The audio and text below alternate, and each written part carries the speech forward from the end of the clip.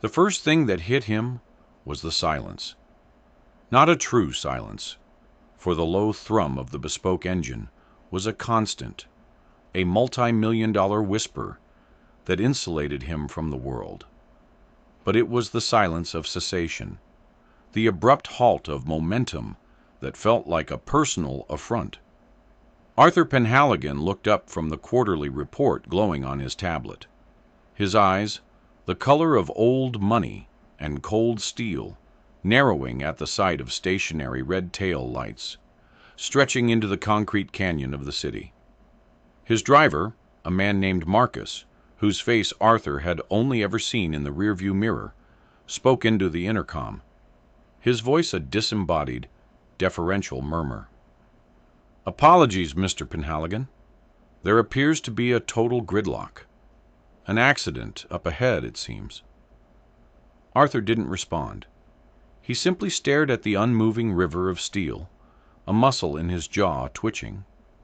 An accident, the untidiness of it, the sheer inconvenience caused by the fallibility of lesser people in lesser cars, was a grit of sand in the perfectly calibrated machine of his day.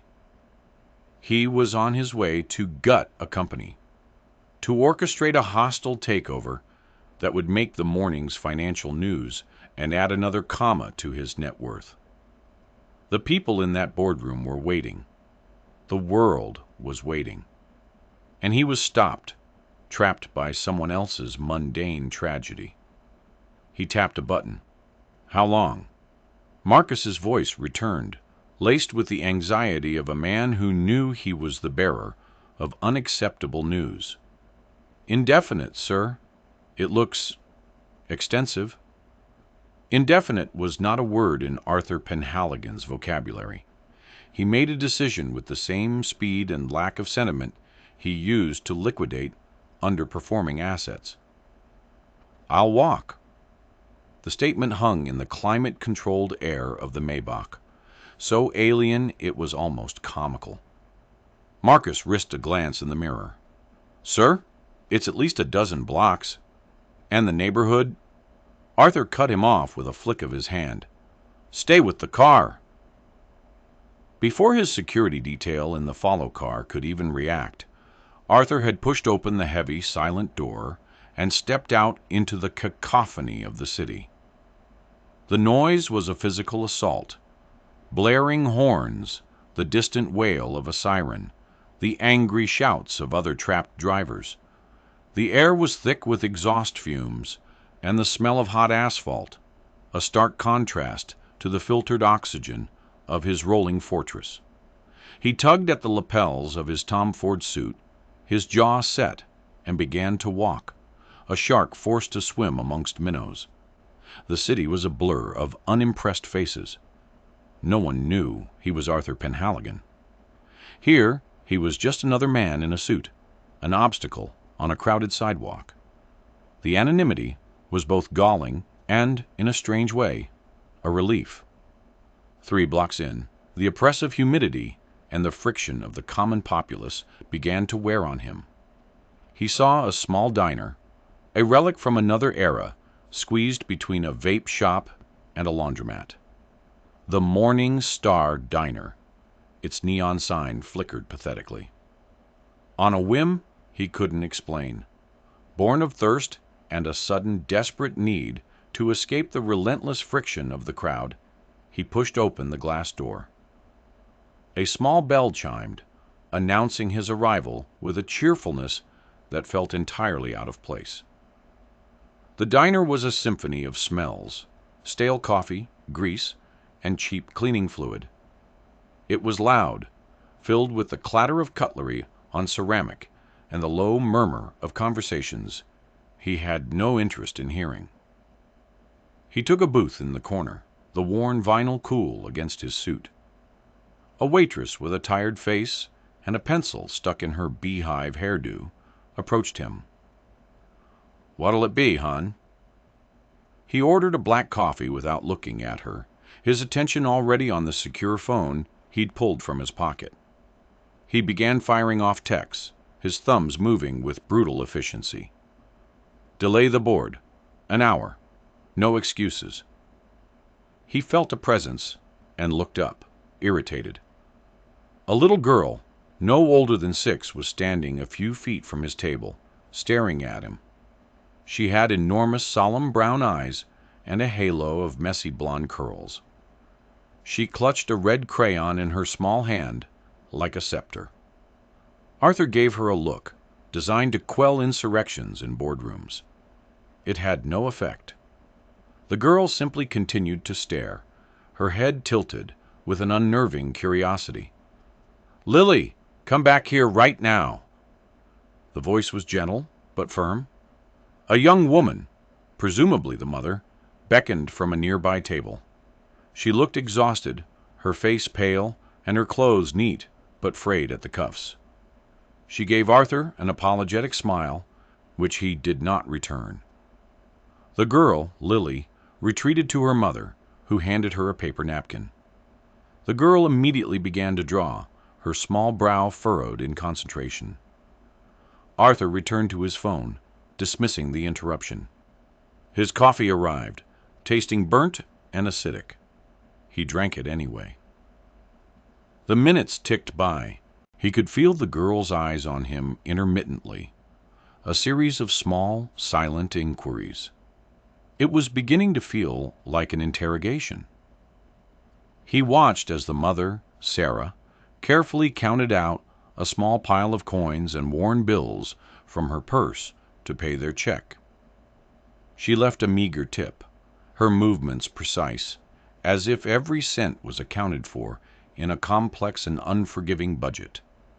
He saw her whisper something to Lily, and the girl nodded, gathering a small collection of napkins covered in waxy scribbles. As they stood to leave, the little girl broke away from her mother's hand. She moved with a quiet determination, walking directly to Arthur's table. Her mother whispered her name, a note of panic in her voice, but the girl didn't stop. She reached his booth and held out a single folded napkin. Arthur stared at it, then at her. He expected her to ask for money. It was the only transaction he understood in a place like this. "What is it?" he asked, his voice clipped. The girl didn't speak. She just pushed the napkin across the table towards him. Her small fingers brushed the polished mahogany surface. Then, as quickly as she had come, she turned and ran back to her mother, who grabbed her hand and scurried out of the diner, casting one last mortified glance over her shoulder. Arthur stared at the folded piece of paper. A child's drawing, no doubt. A meaningless scrawl. Annoyed at the entire sordid delay, he picked up the napkin, intending to leave it with the cup. But as he stood, he instead shoved it into his suit pocket. He pulled a crisp $100 bill from his wallet and laid it on the table. Not as a tip, but as a disinfectant, a way to cleanse the encounter and re-establish the natural order of things. He walked out of the diner and back into the street. The traffic had begun to move. He saw his Maybach crawling towards him, a sleek black oasis in the chaos. He slipped into the back seat, the door closing with a satisfying thud, shutting out the world once more. "To the tower, Marcus." "Yes, sir." As the car accelerated, merging seamlessly back into the flow of power and purpose, he felt the crinkle of the napkin in his pocket, a piece of trash. He pulled it out to give to Marcus to dispose of. It was cheap, thin paper, already starting to soften from the humidity. On the outside, he could see a child's drawing of a yellow sun with a wobbly smile.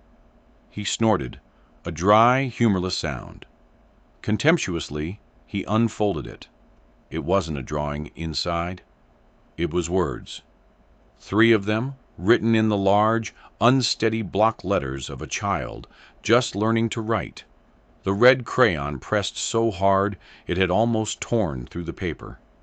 He read them once, then again. "Are you okay?" The question did not register in his brain.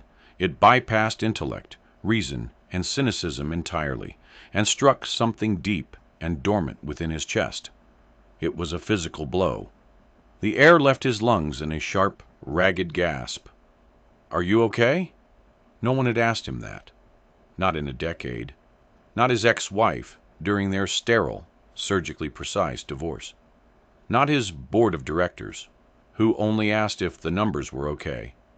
Not his staff, who were paid to anticipate his needs, not his feelings. The question was an artifact from a forgotten language. A language of concern without agenda, of connection without transaction. It was the purest, most terrifying question in the world. And it had been asked by a 6-year-old girl with nothing, who had looked at a man with everything and had seen not a titan of industry, but a void, a deep, cavernous sadness. The carefully constructed dam Arthur had built around his heart, a fortress of wealth, power, and impenetrable routine, did not just crack. It disintegrated. A sound tore from his throat, a raw, guttural sob that was utterly alien to him. He hadn't cried when his father died. He hadn't cried when his marriage ended. He hadn't cried when his own daughter, Emily, had screamed that she hated him and had walked out of his life for good 8 years ago. But he was crying now. The tears came in a hot, violent torrent, blurring the cityscape outside into a watercolor of meaningless lights. He hunched over in the cavernous back seat of his limousine, his bespoke suit suddenly feeling like a costume, and wept. He wept for the man he had been, for the father he had failed to be, for the hollowed-out thing he had become. The $100 billion man undone by 3 words on a piece of trash. Marcus, hearing the choked sounds through the intercom, slowed the car. His voice filled with alarm. "Mr. Penhaligon." "Sir, is everything all right? Should I call a doctor?" Arthur couldn't speak. He could only hold the flimsy napkin in his trembling hand as if it were the most valuable stock certificate in the world. He finally managed to force out 2 words, his voice a shredded remnant of its usual command. "Turn around." Marcus was confused. "Sir? The meeting?"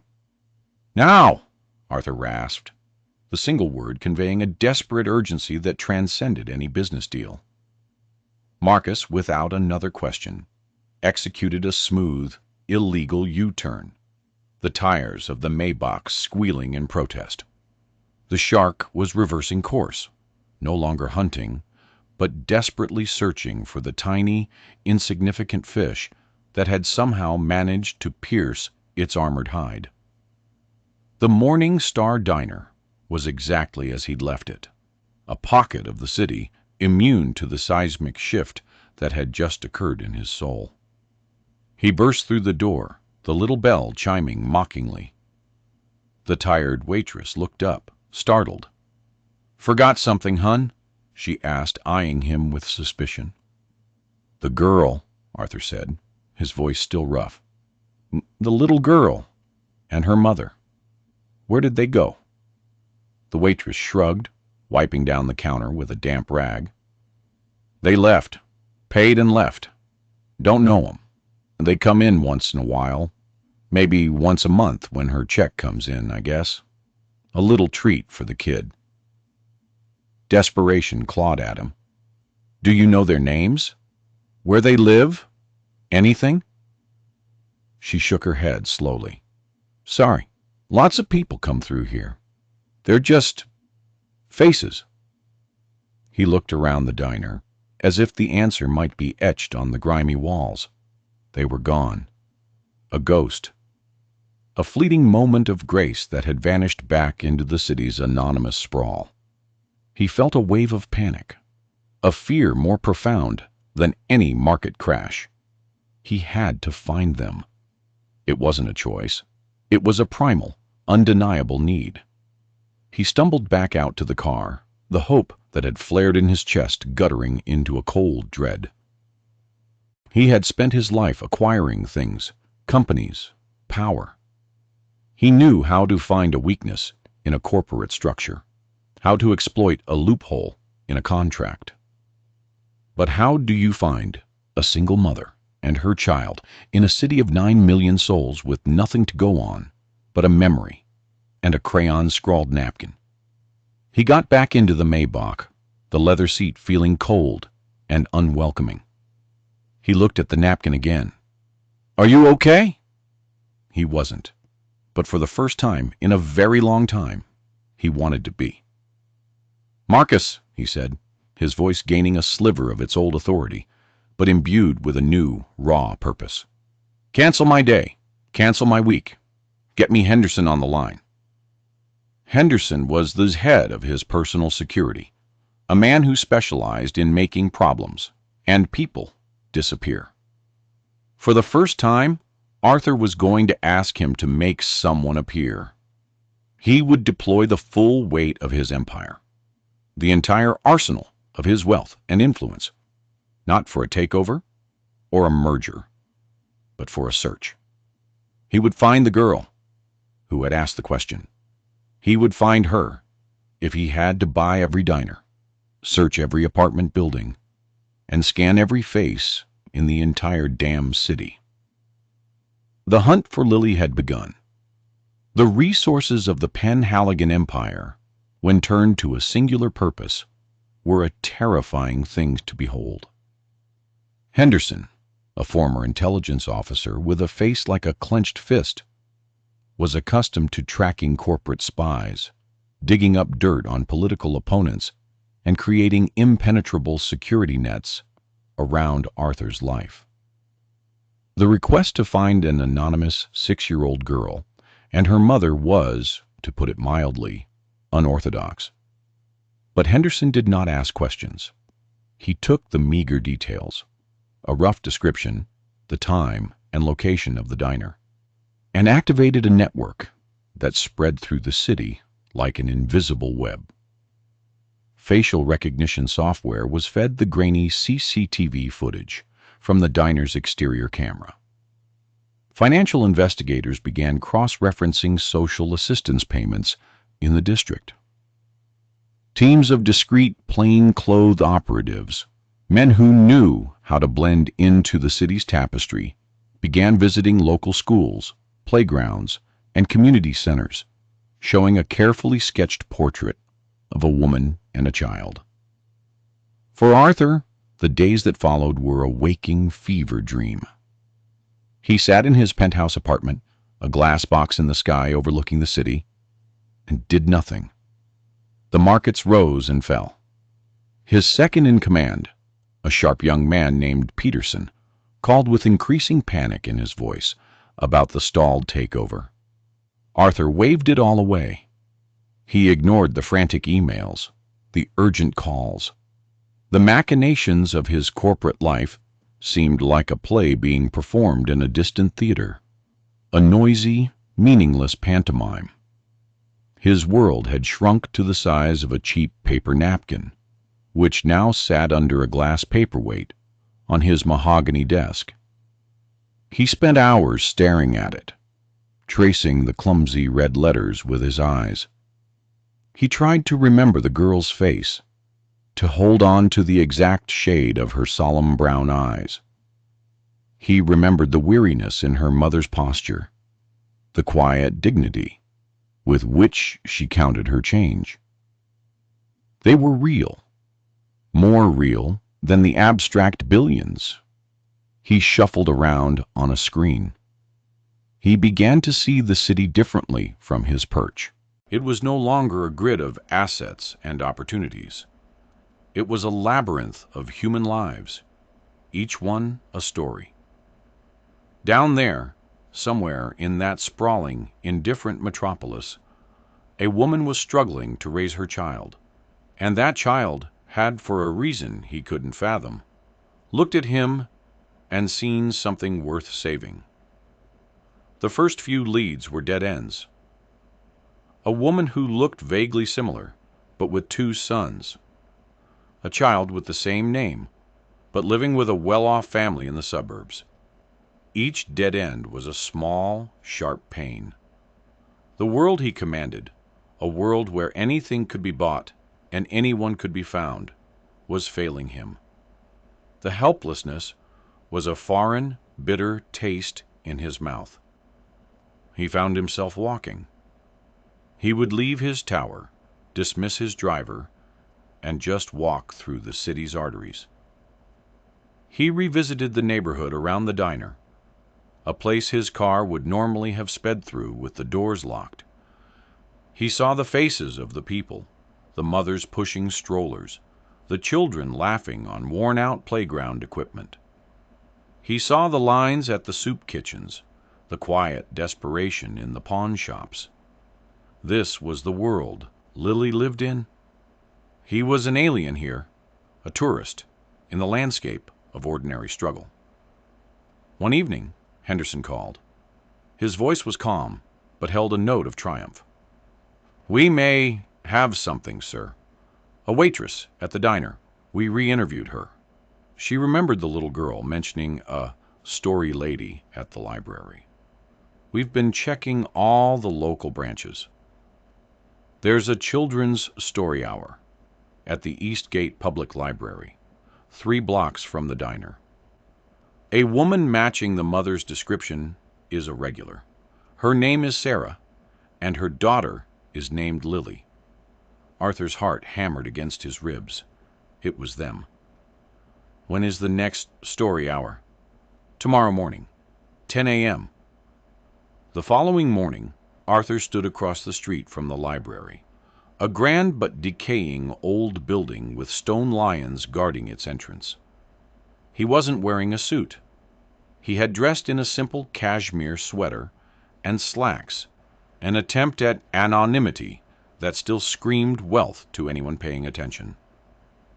He felt as nervous as he had before his first major business deal. What was he even going to do? March in and announce he was the sad man from the diner? Offer them money? The thought turned to ash in his mouth. This wasn't a transaction. It was something else, something for which he had no rule book. At 9:45, he saw them. Sarah, holding Lily's hand, walking up the library steps. Lily was skipping, her blonde curls bouncing. Sarah looked less tired than she had in the diner, a small smile on her face as she listened to her daughter's chatter. They were bathed in the morning sunlight, an island of simple, unadorned love. Arthur watched them disappear inside. He waited. He didn't know what he was waiting for, but he couldn't bring himself to move. An hour later they emerged, Lily clutching a picture book. Arthur's plan, or lack thereof, evaporated. He simply started walking towards them. Sarah saw him first. Her eyes widened, a flicker of recognition followed by a wave of alarm. She instinctively pulled Lily closer, her body tensing. She remembered the cold, powerful man in the expensive suit, the one who had stared at her daughter with such disdain. He saw the fear in her eyes, and it stopped him in his tracks.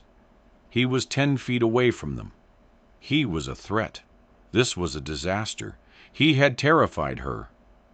He held up his hands slowly, as if to show he was unarmed. "Please," he said, his voice softer than he intended. "I don't mean any harm." Sarah's grip on Lily's hand tightened. "What do you want?" Her voice was quiet but defensive. "We didn't do anything." "You didn't," he agreed, his gaze shifting to the small girl who was now peering at him from behind her mother's leg. "She did." He reached into his pocket and pulled out the napkin. It was creased and worn from the number of times he had unfolded and refolded it. He held it out. Sarah's eyes darted from his face to the napkin and back again. She didn't understand. Lily, however, recognized her handiwork. She whispered, "My picture." Arthur took a step closer, his movements slow and deliberate. "Not the picture," he said, his voice thick with an emotion he couldn't name. "The words. Your words." He looked directly at Lily. "You asked me a question." A glimmer of memory crossed the child's face. Sarah looked down at her daughter, confused. "Lily, what did you write?" "I asked him if he was okay," Lily said simply, as if it were the most obvious thing in the world. "He looked sad." Sarah stared at Arthur, truly seeing him for the first time. The hard, dismissive shell was gone. In its place was a man who looked raw, vulnerable, and profoundly lost. The fear in her eyes began to recede, replaced by a cautious curiosity. I'm sorry if she bothered you," Sarah stammered. "She's very perceptive." "Bothered me?" Arthur let out a short, choked laugh. She saved me. I think she may have saved my life." It was a monumental, dramatic statement, and as soon as the words left his mouth, he knew how insane they must sound. But they were true. He fumbled for what to say next. "My name is Arthur." Sarah hesitated, then replied, "I'm Sarah. This is Lily." They stood in an awkward silence on the sidewalk, a bizarre tableau. The billionaire, the struggling single mother, and the little girl who had bridged the chasm between their worlds with a crayon. He knew he couldn't leave it there. He couldn't let them just walk away again. "I'd like to talk," he said. "Please. Can I buy you a coffee?" A proper one this time. He gestured vaguely back towards the diner. "Or somewhere else. Anywhere you'd like." Sarah was wary. Her entire life had taught her to be suspicious of men who looked like Arthur, men for whom the world bent to their will. They didn't buy coffee for women like her without a reason, and rarely a good one. But then she looked at the desperate sincerity in his eyes, and she looked at the napkin he was still holding like a holy relic, and she remembered the sadness she, too, had seen in his face at the diner. "There's a park just down the street," she said finally. "We could sit there." The park was a small, hopeful square of green amidst the concrete. A few mothers watched their children on the swings, and an old man was feeding pigeons from a paper bag. The scene was so ordinary, so peaceful, that it felt surreal to Arthur. He and Sarah sat on a wooden bench, while Lily, after a moment of shy hesitation, ran towards the sandbox. For a long time they just watched her play, the silence stretching between them. It was Sarah who broke it. "You said she saved your life." It wasn't a question, but an invitation to explain the inexplicable. Arthur took a deep breath, the park's air smelling of cut grass and city dust. I had a daughter," he began, the past tense a painful lump in his throat. "Her name is Emily. She would be 24 now." He stared at his hands, large and capable, hands that had signed deals worth nations, but had failed to hold on to his own child. "We don't speak. We haven't in 8 years. It was a stupid argument about her future, about her choices. I was controlling. I saw her as an extension of myself, another asset to be managed. I didn't see her. One day, she packed a bag and left. She said she'd rather have nothing than live under my roof." He paused, the memory still sharp and jagged. "I let my pride get in the way. I thought she'd come back. I waited, and the longer I waited, the harder it was to pick up the phone. A week became a month became a year, and now it's been 8. He looked over at Lily, digging intently in the sand, her face a mask of concentration. "When your daughter looked at me in that diner, she has the same eyes as Emily. The same solemn, knowing stare. And when she gave me that napkin, when she asked me if I was okay. No one had done that since Emily left. It was like a ghost had walked in and spoken to me. He finally turned to look at Sarah. I'd become hollow, a machine that just acquires things. I thought I was winning, but I had lost the only thing that ever mattered. Your daughter, a complete stranger, saw the truth in a single glance. She held up a mirror, and I hated what I saw. Sarah listened without interrupting, her expression unreadable but attentive. When he finished, she was quiet for a moment, watching Lily. It's hard, she said softly, being a parent. You're so terrified of them getting hurt, of them not having enough, that sometimes you hold on too tight. She tucked a loose strand of hair behind her ear. Lily's father, he left before she was born. Didn't want the responsibility. So, it's just been the two of us. Every day is a struggle. I work 2 jobs. I clean offices at night, and I do some waitressing on weekends. It's barely enough, but she's my whole world. She smiled a sad, beautiful smile. She has this gift. She sees people. I don't mean just with her eyes. She feels what they're feeling. That's why she wrote on that napkin. She wasn't being nosy. She was worried about you. Arthur felt a profound sense of shame.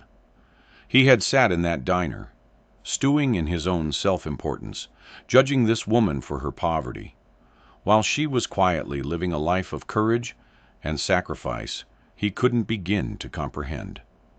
And her daughter, a child born from this struggle, possessed more humanity in her little finger than he had in his entire being. I want to help, he said, the words feeling clumsy and inadequate. Please, let me help you. Sarah's guard immediately went up again. Her back stiffened. We don't need charity, Mr. Penhaligon. It's Arthur, he insisted gently. And it's not charity. Consider it a finder's fee for finding a part of me I thought was dead, or an investment, the best investment I could ever make. He could see the conflict in her eyes, the pride warring with the bone-deep exhaustion of her reality. He knew that a direct offer of money would be an insult. He had to be smarter, more human. The library, he said, thinking aloud. Lily loves the story hour, but the building is falling apart. The children's section has water damage. They're using books that are older than I am. Sarah nodded. The city cut their funding years ago. They rely on volunteers and donations. I could make a donation, Arthur said carefully. An anonymous one. To the library. To renovate the children's wing. New books, computers, a proper space for the kids. He looked at her. It would be for all the children. For Lily. Her resolve began to soften. This wasn't a handout to her. It was a gift to the community, to her daughter. It was something she could accept. And what about you? He pressed, sensing the opening. You're working 2 jobs. You're exhausted. That's no life for you or for Lily. My foundation, it offers educational grants. Scholarships for working parents who want to go back to school to get a better paying skill. It's all done through a blind committee. I could put your name in for consideration. You wouldn't have to work nights anymore. You could be home with Lily. You could build a future. He saw tears welling in her eyes, and she quickly looked away, embarrassed. I always wanted to be a nurse, she whispered. The admission of a long-buried dream. I started a course before I got pregnant, but I had to drop out. Then become a nurse, Arthur said, his voice full of a conviction he hadn't felt in years. Let the foundation handle the tuition. I can arrange for a stipend to cover your living expenses while you study. It's what the program is for. It's not a gift, Sarah. It's an opportunity. One you deserve." She was silent for a long time, watching her daughter, who was now attempting to build a lopsided sandcastle. The hopes and fears of a lifetime seemed to be warring on her face. Finally, she looked back at Arthur, her eyes shining with unshed tears, but also with a dawning, fragile hope. "Why?" she asked, the single word encompassing everything. "Why would you do all this for strangers?" Arthur looked over at Lily, her face dirty with sand, completely absorbed in her creation. "Because your daughter reminded me what it feels like to be okay," he said, "and I don't think I'll ever be able to repay that." True to his word, things began to change, quietly and behind the scenes. An anonymous 9-figure donation was made to the city's public library system, specifically earmarked for the renovation of the East Gate branch. Construction crews appeared, and the decaying children's wing was transformed into a bright, modern wonderland of books and technology. Sarah, to her astonishment, received a letter informing her she had been awarded the Penhaligon Foundation Second Chance Scholarship, a full-ride grant, including living expenses, to attend the city's top nursing school. The selection, the letter stated, had been made by an independent committee based on her previous academic record, and a letter of recommendation from her former community college professor, whom Henderson's team had discreetly contacted. It was all perfectly plausible, completely untraceable, back to the man on the park bench. But Sarah knew. Arthur didn't just disappear after writing the checks. That would have been the old way. The new Arthur, the one who was slowly, painfully relearning how to be a person, understood that connection wasn't about money. He started visiting the park. At first, it was just a chance encounter. He'd be there, reading a book on a bench, and Sarah and Lily would arrive after school.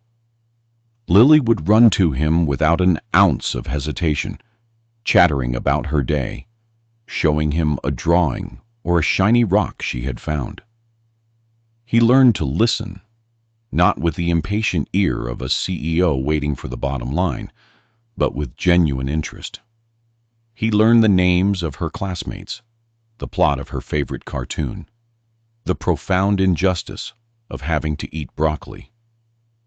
Sarah watched these interactions with a quiet, cautious warmth. She saw the way the hardness around Arthur's eyes was softening, the way a genuine smile, however rusty, would occasionally reach his lips.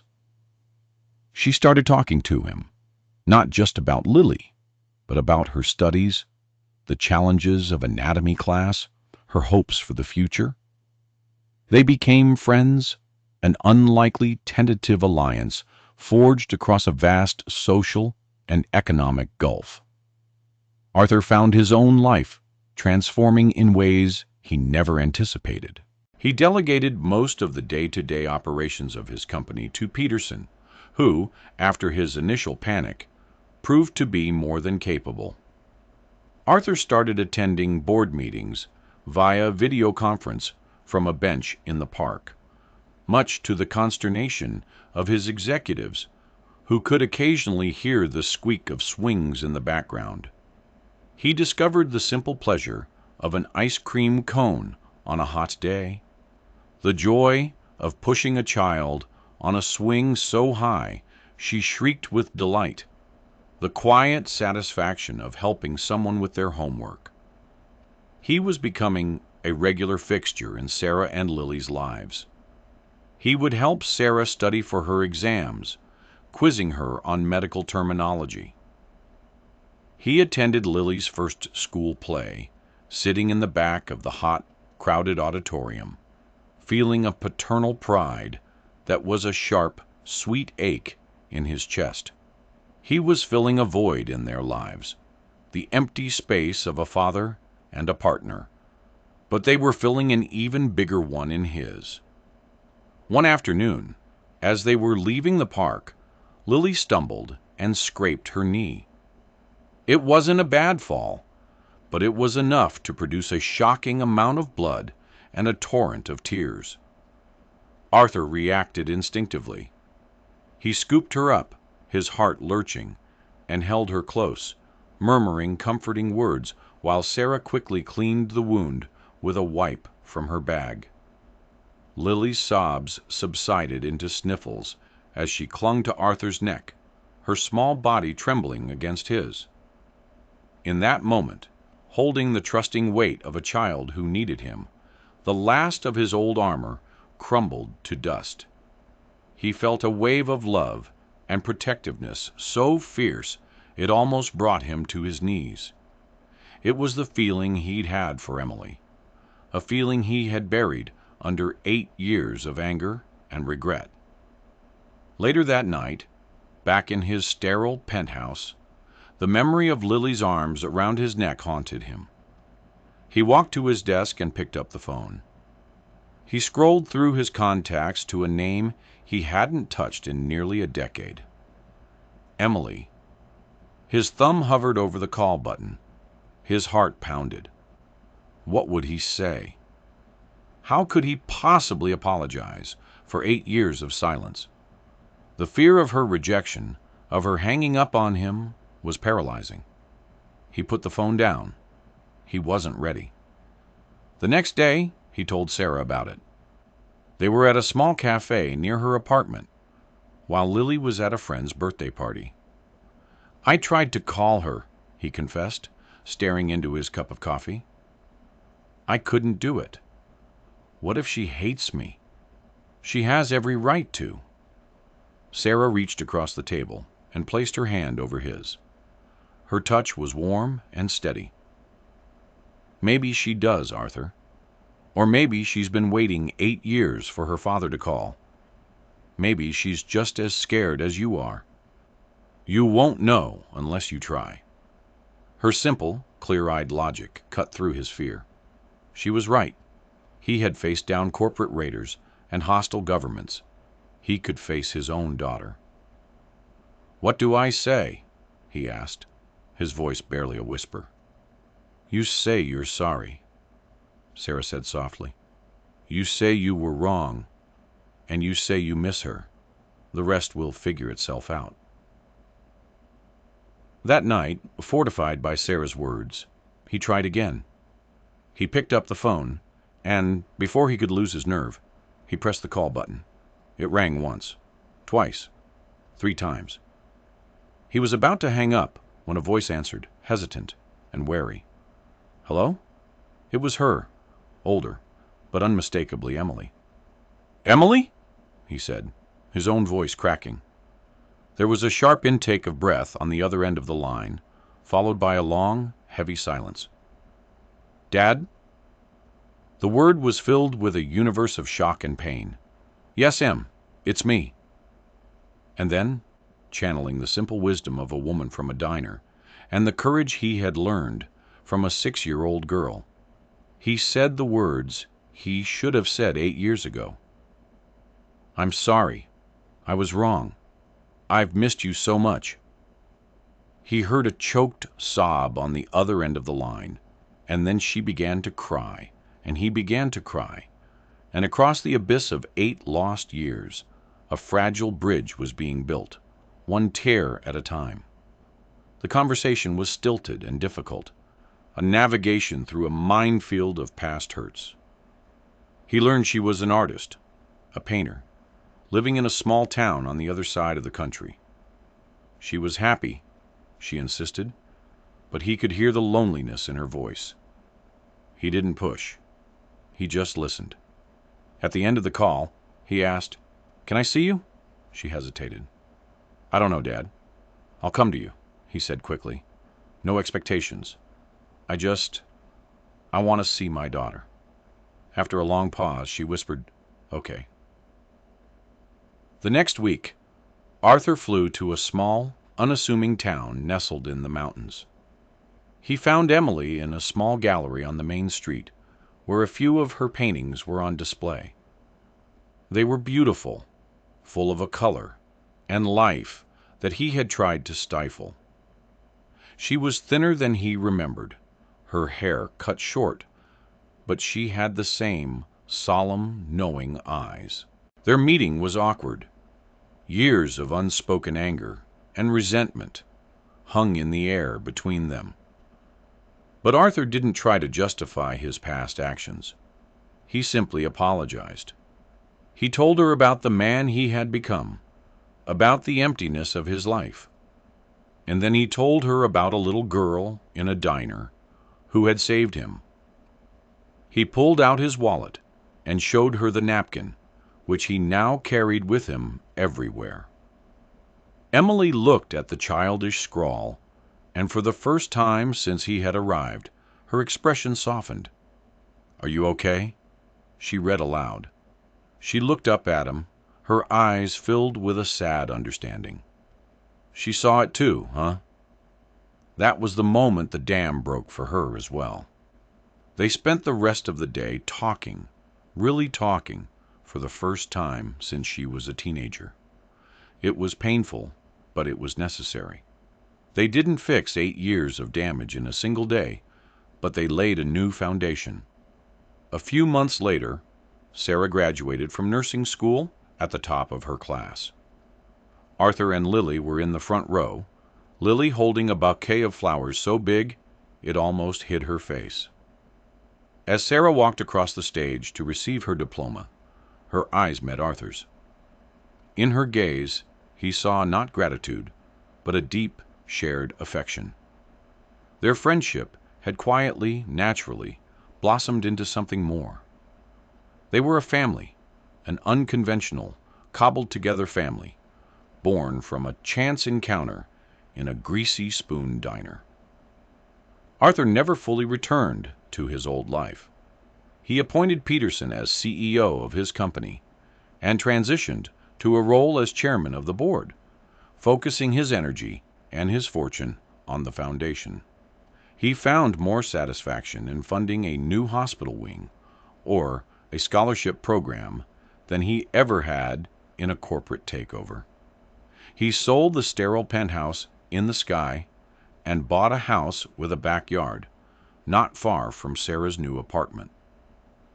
Emily came to visit, and then started visiting more often.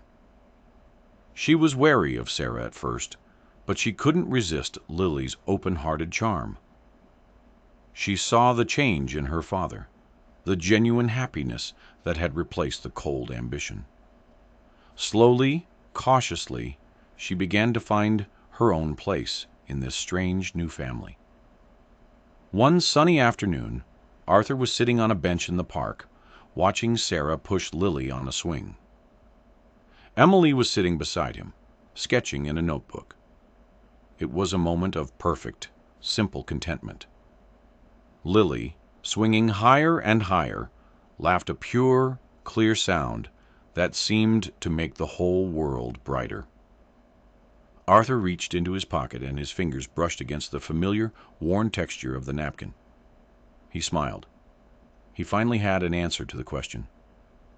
Yes, he thought, looking at the 3 people who had rebuilt his world. Yes, I am.